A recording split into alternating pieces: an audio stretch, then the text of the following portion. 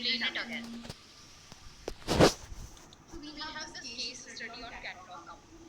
So I was discussing that why we are doing this study. Okay, how regression, how logistic regression will help me. What is this? What is the objective? And I discussed that our objective is to identify who all will buy my product, who all will not buy.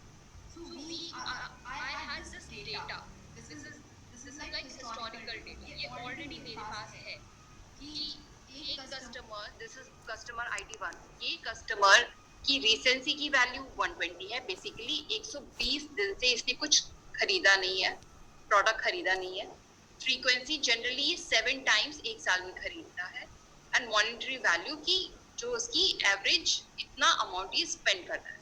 It has spent this is the total amount he has like spent as far.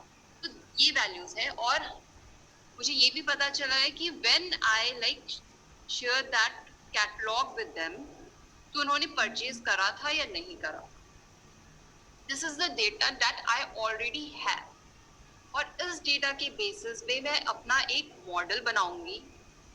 This is the training data. देखो इसमें already मेरे पास purchase value है, but मैं क्या कर रही हूँ? I already have this purchase value. Why I am calculating the purchase then? This is just I am running the model on my training data, so that मैं ये check कर सकूँ कि मेरा मॉडल कितना अच्छा है. बेसिकली मैं इससे ही कंपेयर करूँगी. I'll create बेस प्रोबेबिलिटी वाला एक वेरिएबल, प्रोबेबिलिटी इसकी कैलकुलेट करूँगी, एंड देन I'll चेक कि सेम ही है प्रोबेबिलिटी या डिफरेंट है प्रोबेबिलिटी. तो बेसिकली एक बेंचमार्क सेट करने के लिए कि एक्चुअल में हमारी परचेज की वैल्यू ये थी, पर जब मैंने मॉडल से प्रेडिक्ट की तो मेरी परचेज की वैल्यू क्या आई.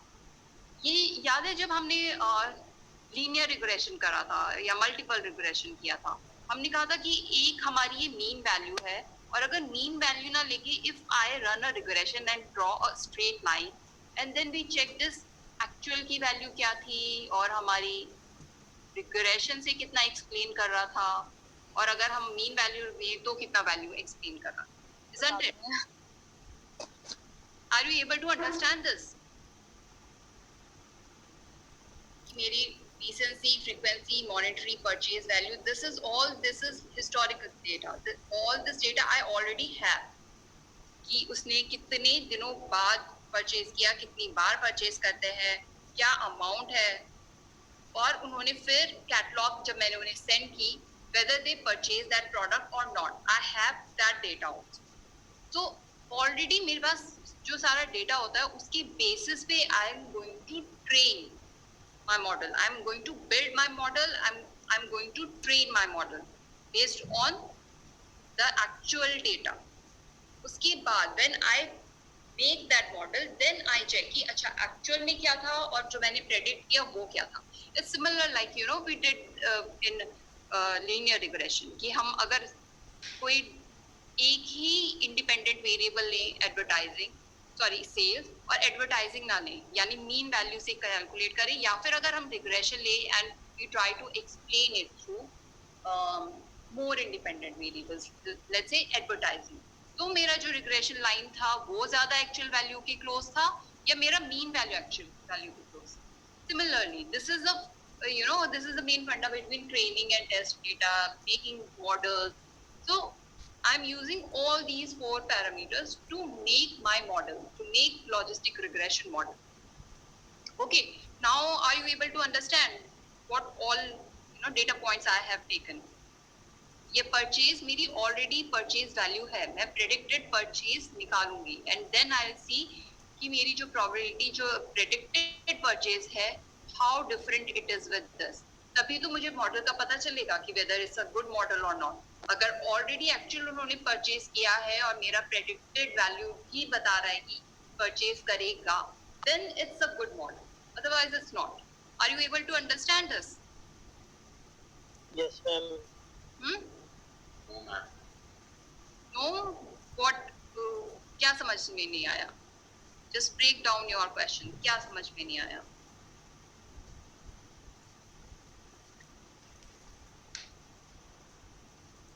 ये समझ में आया? ये डेटा पॉइंट लिया हमने, रीसेंसी, फ्रीक्वेंसी, मॉनेटरी वैल्यू, परचेज, इन चारों से आपने रीसेंसी का क्या मीनिंग बताया था? रीसेंसी मतलब लास्ट 120 डेज से उन्होंने खरीदा नहीं है, ठीक है? तो मतलब मैम ये डिफॉल्ट ही होता है 120 डेज? नहीं नहीं नहीं नहीं नहीं, नो नो नो, ये एक कस्टमर का है। इस कस्टमर ने लास्ट के 90 डेज से नहीं खरीदा है, इस कस्टमर ने लास्ट के 120 डेज से नहीं खरीदा है। अगर मैंने कोई मतलब कोई प्रोडक्ट बहुत दिन हो गए, रिसेंसी वैल्यू ज्यादा हो गई, अच्छा इसी में देखते हैं, ये जो ये वाला देखो, this and this and this, recency value ही देखो इसकी 120, इसकी 270, 330, तो इसकी यूटिलिटी कहें या फिर चांसेस कहें, अगर किसी ने बहुत दिन से कोई प्रोडक्ट नहीं खरीदा है, तो क्या उसके chances, isn't he like more positive that he will buy that product? What do you think? Ma'am chances ज्यादा होंगे अगर जितना नंबर ऑफ डेज ज्यादा रीसेंसी में ज्यादा होंगे तो। यस, सो पॉजिटिव होगा, वो ज्यादा चांसेस होंगे। मैंने अगर कोई प्रोडक्ट कल ही खरीदा है विद सर्विस, अगर मैंने दूसरा कस्टमर है जिसने 120 दिन से ये प्रोडक्ट नहीं खरीदा है, तो उसके ज्यादा चांसेस होंगे कि वो परचेज करेगा। ओके, ऐसे फ्रीक्वेंसी इज पोस्ट रीसेंसी और प्री रीसेंसी, मतलब दिस रीसेंसी इज व्हाट, कि लास्ट जो परचेज थी, मैं रीसेंसी आ गया, मैं फ्रीक्वेंसी का पूछ रहा हूं मैम। हाँ, कोई, that's why I am like trying to set that. Recency is कि last purchase कितने दिनों से, these are days from last purchase, okay? But what is frequency? Frequency is जितने भी duration में से, अगर मैं एक साल का देखती हूँ, तो एक साल में इसने इतनी बार, these are the number of times he has bought that particular product. Yes, मैं एक प्रोडक्ट एक साल में 7 बार खरीद रही हूँ, दैट इज माई फ्रीक्वेंसी। पर मैंने वो प्रोडक्ट उस कंपनी से 120 दिन से नहीं खरीदा है, ओके? और मैंने आज ये डेटा पंच किया है, तो ये रीसेंसी मेरा 120 हो गया, ओके?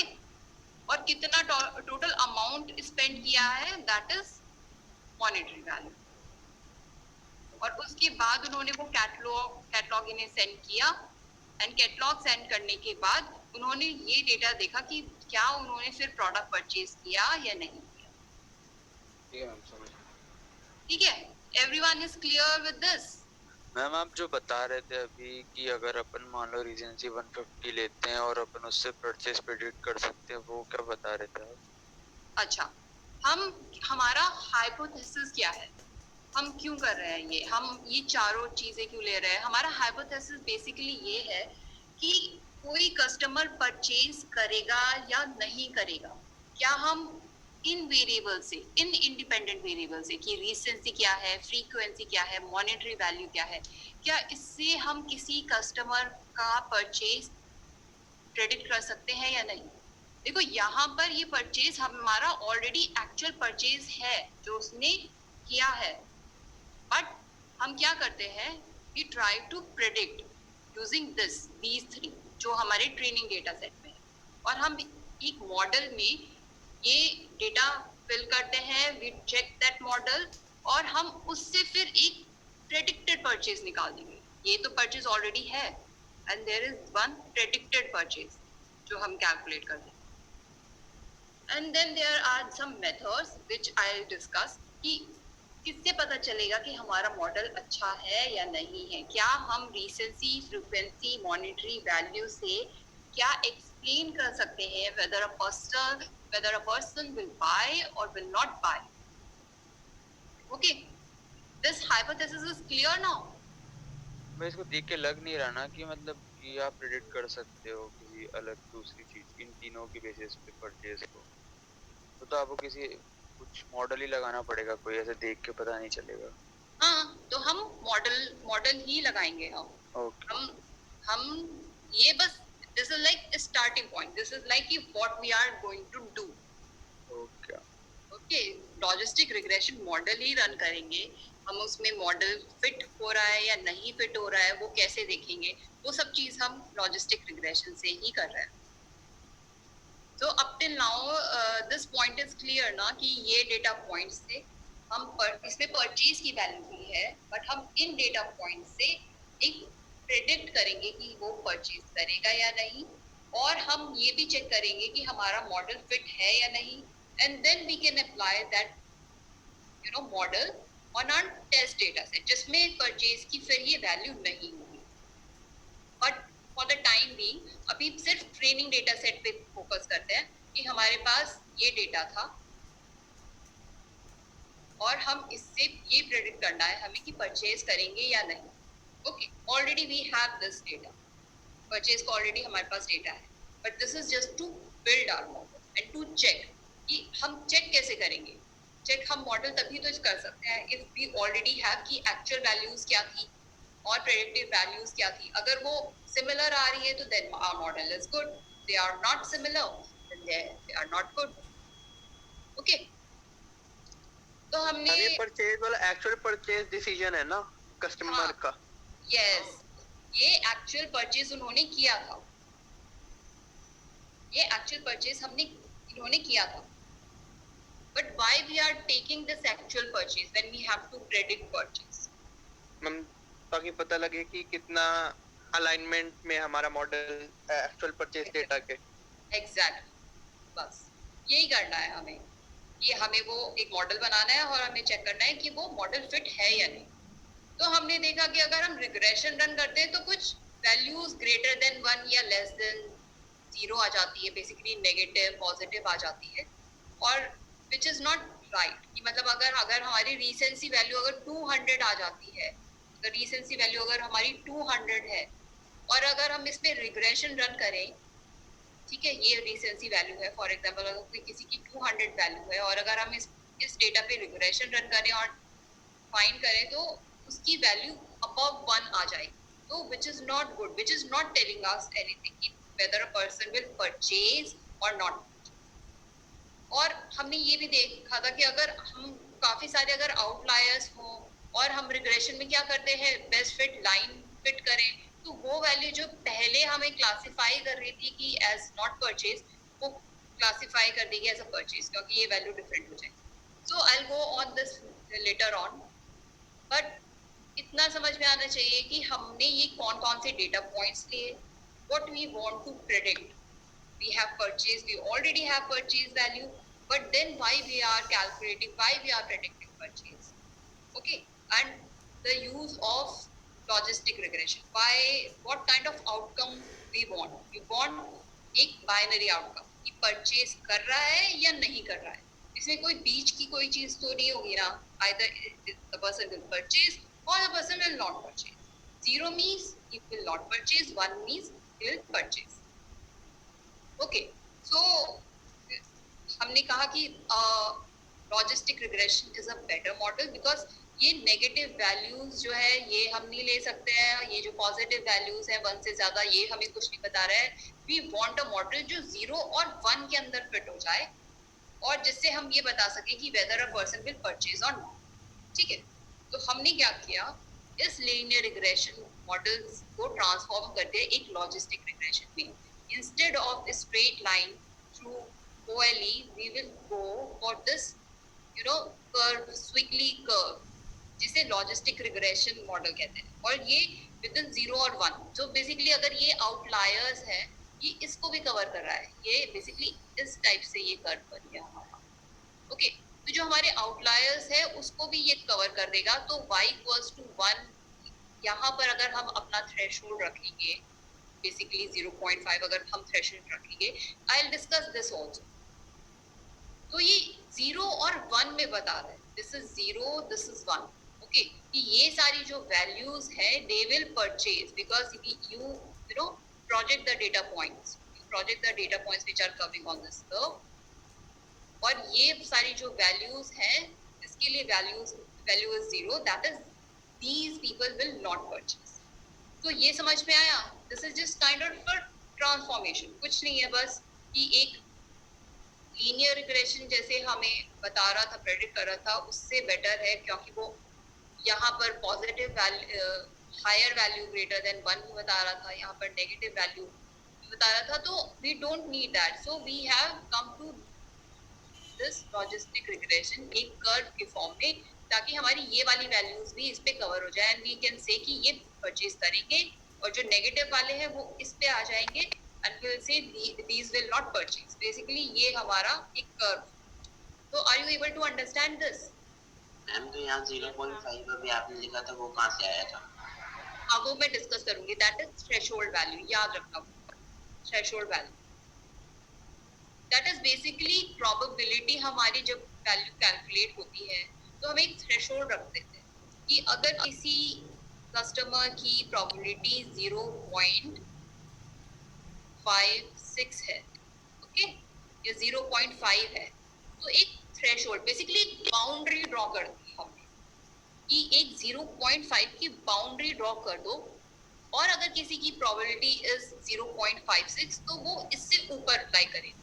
बेसिकली हम उसे कैटेगराइज करेंगे कि वो परचेज करेगा, और अगर किसी की वैल्यू 0.49 है, प्रोबेबिलिटी की वैल्यूज जो हमने कैलकुलेट की वो इससे कम है, 0.5 से थोड़ा सा कम, तो उसे हम कैटेगराइज कर देंगे एज 0, बेसिकली वो परचेज नहीं करेगा। मैम बट हमारे जो वैल्यू है वो तो 0 और 1 है ना, लाइक खरीदेगा या नहीं खरीदेगा? हाँ, अब एग्जैक्टली, अब खरीदेगा या नहीं करेगा, तो 0.56 को मैं 1 कर दूंगी, ठीक है, 0.49 को मैं 0 कर दूंगी, 0.78 को मैं 1 कर दूंगी, 0.34 को मैं 0 कर दूंगी, तो 1 या फिर 0, यही दो वैल्यूज आएंगी। मैम 0.5 से क्या फिर इंटरप्रिटेशन होगा? तो 0.5 हमने एक थ्रेशोल्ड वैल्यू ली है, you can take any other threshold value, उस पे भी आएंगे हम। अगर हम एक थ्रेशोल्ड वैल्यू 0.5 ना लेके कोई और वैल्यू करें, हमारा कर्व क्या आएगा, बट 0.5 मैम तो 0.5 पे परचेज होगा कि नहीं होगा? हाँ मैम, अब लाइक हमने 0.7 ले ली तो उसका क्या होगा, मतलब 0.7 पे परचेज होगा कि नहीं होगा? हाँ, 0.7 0.7 पे तो होएगा मैम, लेकिन 50% पे होएगा नहीं होगा 0.5 पे। तो that is what you have said. अगर तुम्हारा थ्रेशोल्ड वैल्यू का फॉर्मूला देखेंगे अभी, ठीक है, व्हाटएवर यू हैव सेड, 0.5 पे परचेज होगा या नहीं, but generally it will be like little higher, 507, okay, 0.50004, कुछ भी वैल्यू होगी, then it's not going to be like एकदम absolute 0.5, कुछ डेसिमल में तुम्हारे नंबर्स होंगे उसमें, okay.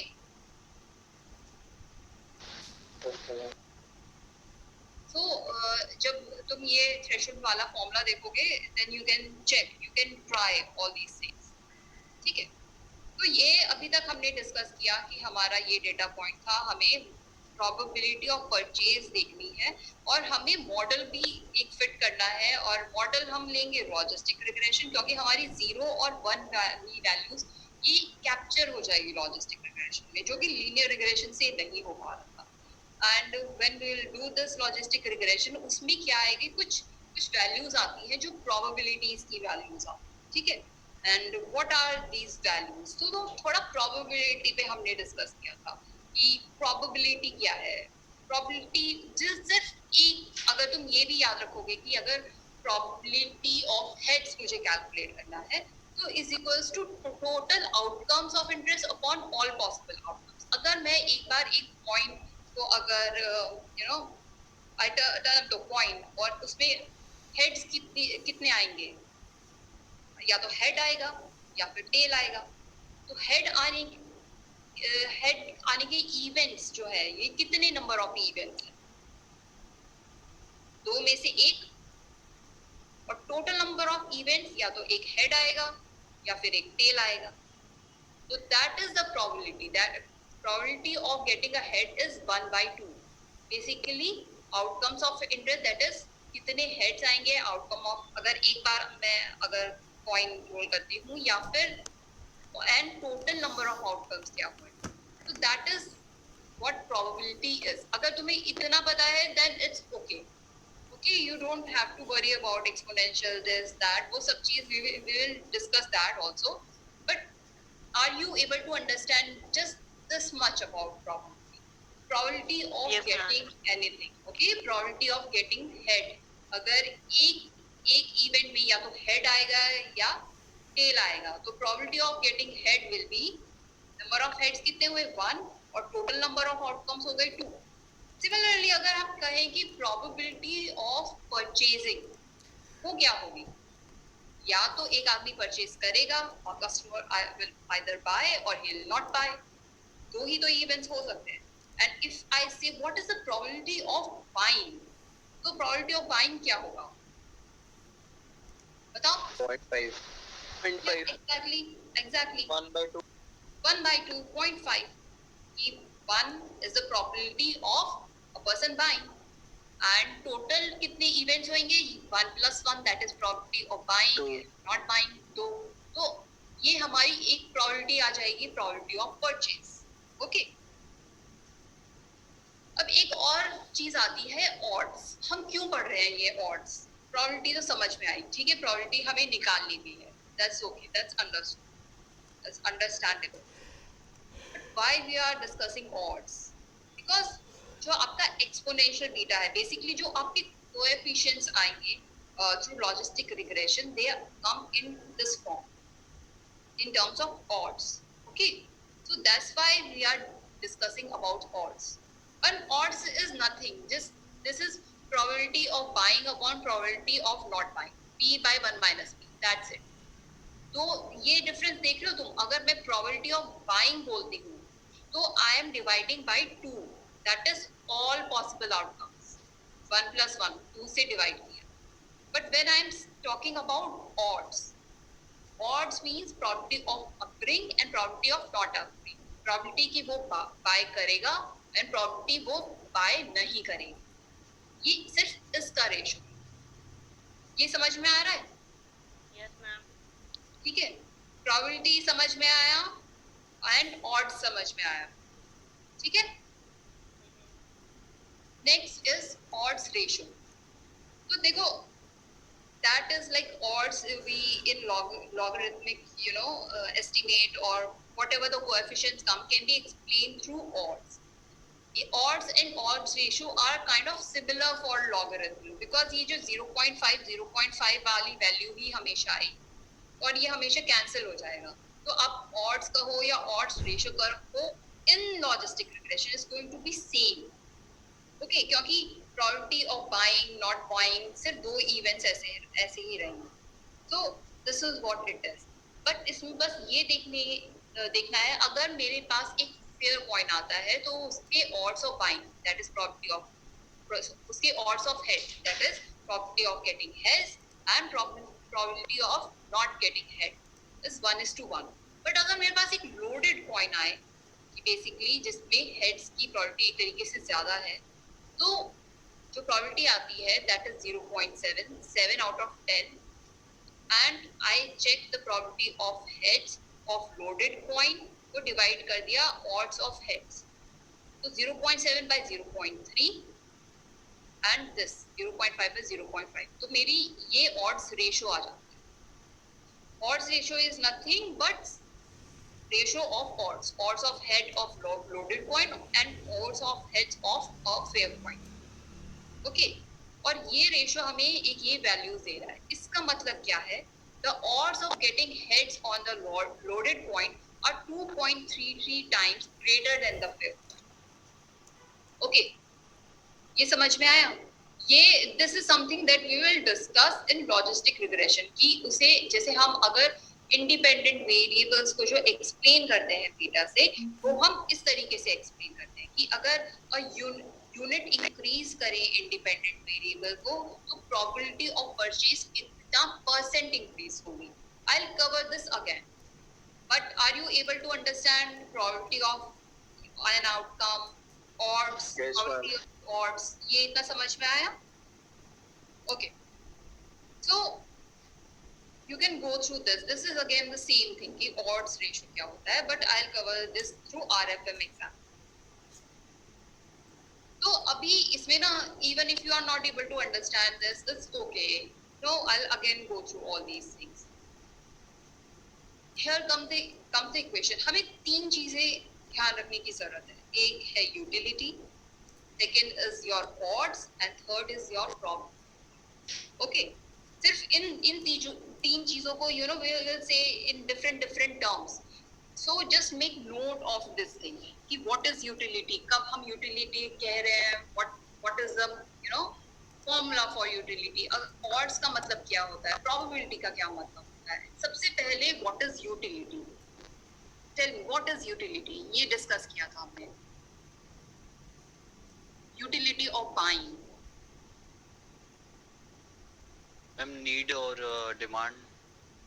Kind of demand or kind of a satisfaction.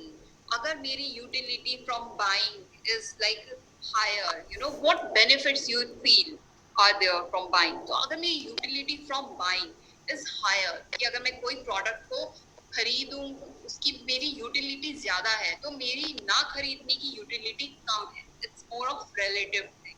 और अगर मेरी utility, I feel that utility, the benefit from buying that product is higher, then I will buy that product. Okay, so that is the concept of utility. But coming to statistical terms, utility is nothing but this equation. ये जो regression, linear regression की equation है. Basically अगर हम utility of purchase कहें तो it is nothing but beta naught plus beta 1, जो आपकी regression वाली multiple regression की equation है, that's it. Beta 1 of frequency, or here I should write like recency and frequency and beta